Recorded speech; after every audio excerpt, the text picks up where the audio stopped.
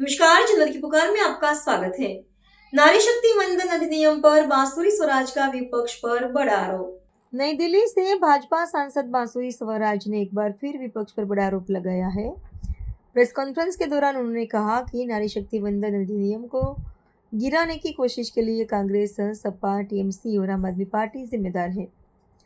बांसुरी स्वराज ने यह भी दावा किया कि विपक्षी दल परिसीमन और नारी शक्ति वंदन अधिनियम को लेकर भ्रम फैलाने का काम कर रहे हैं।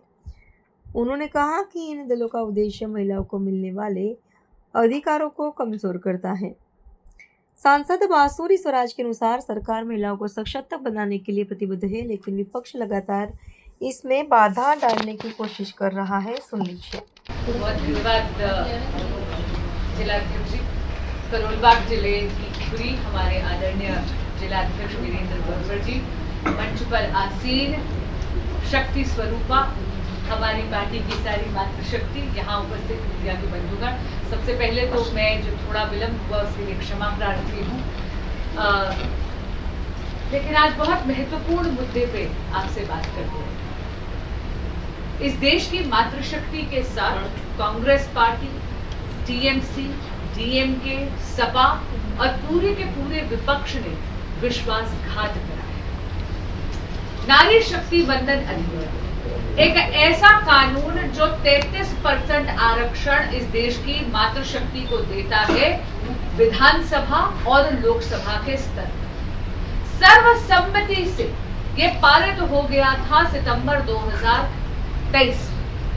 मुझे नहीं मालूम कि विपक्ष की अब ऐसी क्या मजबूरी थी कि जब यशस्वी प्रधानमंत्री श्री नरेंद्र मोदी जी ये संशोधन लाना चाहते थे कि अब नारी शक्ति वंदन अधिनियम का ये जो कानून है, यानी 33% आरक्षण आगामी 2029 के चुनाव में भी हो जाए, तो विपक्ष के सभी दलों ने अपने राजनीतिक स्वार्थ को ऊपर रखते हुए राजनीति करी, परंतु राष्ट्र नीति नहीं करी।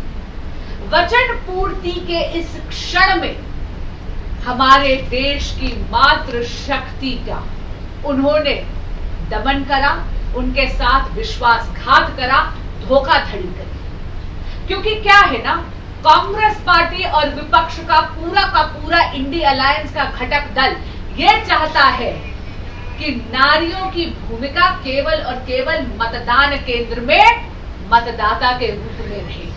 जब वो घड़ी आई, जब सत्ता में भागीदारी देने की बात आई, तो विपक्ष ने अपनी जिम्मेदारी से मुंह मोड़ लिया। आप सभी ने आदरणीय प्रधानमंत्री श्री नरेंद्र मोदी जी ने जो एक राष्ट्र के नाम संबोधन करा था, आप सबने देखा। उसमें प्रधानमंत्री जी की वेदना भी थी, संवेदना भी थी, और इस देश की मातृ शक्ति के प्रति एक आश्वासन भी था। विपक्ष हमेशा 3 प्रकार के कटाक्ष करता है। मैं आप सभी के माध्यम से देश की जनता को बताना चाहूंगी, क्योंकि विपक्ष बार बार भ्रमित करने का प्रयास कर रहा है। सबसे पहले वो बात करते हैं परिसीमन की, डिलिमिटेशन की। मैं आप सभी के सामने भारतीय संविधान का आर्टिकल 334A आप सबके सामने रखना चाहती हूं। मित्रों, आर्टिकल 334A भारतीय संविधान का हिस्सा तब बना जब सर्वसम्मति से पूरे के पूरे सदन ने, यानी विपक्ष के साथियों ने इसमें सहमति जताई, तब ये संशोधन, तब ये आर्टिकल देश के संविधान का हिस्सा बना। और ये क्या कहता है, मैं पढ़कर सुना रही। Notwithstanding anything in the foregoing provisions of this part or part 8, the provisions of the Constitution relating to the reservation of seats for women in the House of the People, the Legislative Assembly of a state, and the Legislative Assembly of the National Capital Territory of Delhi shall come into effect after an exercise of delimitation is undertaken for this purpose. यानी परिसीमन को, delimitation को condition president बनाने के लिए, महिला आरक्षण से पहले परिसीमन हो जाए, उसकी अनिवार्यता हो, इसकी स्वीकृति तो विपक्ष ने सितंबर 2023 से ही दे दी थी। अब हम क्या चाह रहे थे? मोदी सरकार ये कह रही थी कि 2011 का जो सेंसस है, जनगणना है, वो सबसे क्रेडिबल आंकड़ा है, इसीलिए हम सेंसस उसको ले लेते हैं क्योंकि जनगणना में थोड़ा समय लग रहा है, परिसीमन कर लेते हैं ताकि रिजर्वेशन यानी महिला आरक्षण अभी लागू हो। तो परिसीमन को लेकर दूसरी भ्रांति जो विपक्ष फैलाता है वो ये कहते हैं कि भाई नॉर्थ वर्सेस साउथ, कि वो दक्षिण भारत के जो हमारे राज्य हैं जिन्होंने जनसंख्या पे नियंत्रण करा है उनका हक मारा जाएगा। ये सरासर झूठ है, सरासर गलत है। मैं आपको बताना चाहूंगी कि जो फॉर्मूला लाया जा रहा था वो था सभी राज्यों के 50% से यानी 50% सीटें बढ़ा दी जाए। इसका अर्थ है कि सभी राज्यों के अनुपात वही रहता, शेयर जो है वो वही रहता। और मैं आपको कुछ आंकड़े दिखाना चाहूंगी। सबसे पहले तमिलनाडु की बात करते हैं। तमिलनाडु में आज के दिन अगर आप देखेंगे तो टोटल 39 सीट्स 543, 50% जब हम बढ़ाते हैं तो 59 सीट्स हो जाती है। आज के दिन तमिलनाडु का 543 सीट्स में उनका वोट शेयर यानी अनुपात जो है वो बनता है 7.18%।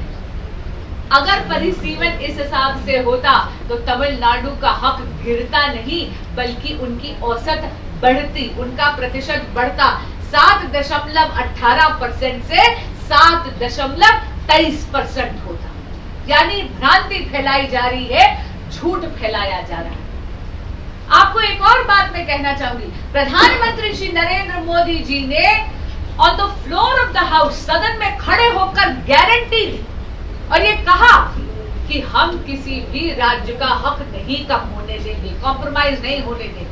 स्वयं इस देश के माननीय गृह मंत्री श्री अमित शाह जी ने ये कहा 1 घंटे का आप समय दीजिए, जिस प्रकार का संशोधन आप चाहते हैं हम आपको लिखित में भी देने के लिए तैयार हैं।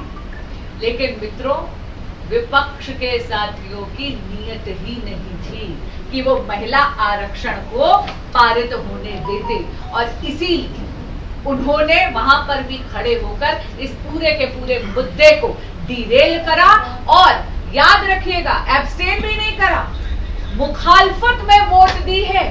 इन सब दलों ने नारियों के साथ विश्वासघात करते हुए लाल बटन दबाया है। एक आखिरी बात मैं आपके माध्यम से कहना चाहती हूं, सपा के माननीय लीडर अखिलेश यादव जी ने तो गोल पोस्ट ही शिफ्ट कर दी। वो तो चाहते ही नहीं थे, उन्होंने ऐसी गैर संवैधानिक असंवैधानिक बात कर दी। वो डिमांड कोई देश की सरकार यदि न्याय संगत और धर्म संगत हुई और संविधान से चलने वाली हुई तो कभी पूरी नहीं कर सकती। उन्होंने कह दिया कि एक पर्टिकुलर समुदाय की महिलाओं के लिए आरक्षण क्यों नहीं है। माननीय अखिलेश जी भूल गए क्या कि इस देश की सर्वोच्च न्यायालय ने बार बार कहा है कि धर्म के आधार पर आरक्षण नहीं हो सकता। इसे कहते हैं अंग्रेजी में गोल पोस्ट शिफ्टिंग। आज मैं इतना जरूर कहना चाहूंगी कि विपक्ष के पास एक सुनहरा अवसर था इस देश की मातृशक्ति के आशीर्वाद का पात्र बनने के लिए, लेकिन उन्होंने विश्वासघात कर कर वो इस देश की मातृशक्ति के आक्रोश का पात्र बने। ये आक्रोश आपने दिल्ली की सड़कों पे देखा, पर ये तो केवल चिंगारी है। ये मातृशक्ति का आक्रोश पूरे भारत में प्रचंड ज्वाला की तरफ दहके। और यही नहीं, कल जो पश्चिम बंगाल में इतना बड़ा आपने वोटर टर्नआउट देखा, आप देखिएगा कि मां शक्ति की भूमि बंगाल में भी मातृ का आशीर्वाद भारतीय जनता पार्टी को मिलेगा। मैं जानती हूं कि आप उत्सुक हैं एक और प्रश्न पूछने के लिए, उसका जवाब मैं पहले ही दे देती हूँ। ये जो न्याय संगत बात विपक्ष नहीं करता है, जब जब नारियों का विरोध हुआ है, जो हमारी संस्कृति सिखाती है, जब जब नारी का अपमान हुआ है तब तब उस व्यक्ति का और उसके राजनीतिक कुल का विध्वंस हुआ है।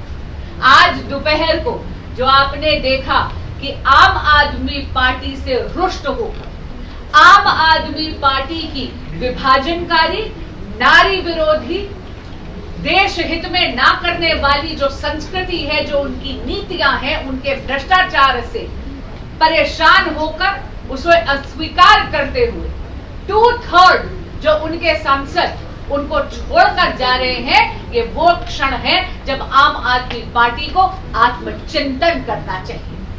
माननीय केजरीवाल जी को मैं कहना चाहूंगी, आपकी दबाव की राजनीति, आपकी नारी विरोधी राजनीति, जहां आपने दिल्ली हाई कोर्ट की सिटिंग महिला जज को भी प्रेशराइज करने की कोशिश करी, उसको आप ही के पार्टी के लोगों ने अस्वीकार करा है। अगर एक संगठन महामंत्री ही उसको छोड़कर चल जाए तो उस संगठन को आत्मचिंतन करना चाहिए। इसका अर्थ है वैचारिक दिवालियापन स्पष्ट हो गया है। वो संगठन जर्जरा के भुरभुरा कर बिखर रहा है और इसीलिए विकास की इस गंगा में जो भी भारत मां का सच्चा भक्त आकर जुड़ना चाहता है, उसका हम स्वागत करते हैं। वंदे मातरम। बहुत बहुत धन्यवाद। अगर आपने हमारा अभी तक चैनल सब्सक्राइब नहीं किया है तो कृपया चैनल सब्सक्राइब कर लें, लाइक करें, शेयर करें, कमेंट करें। तो मिलते हैं फिर किसी और खबरों के साथ। नमस्कार।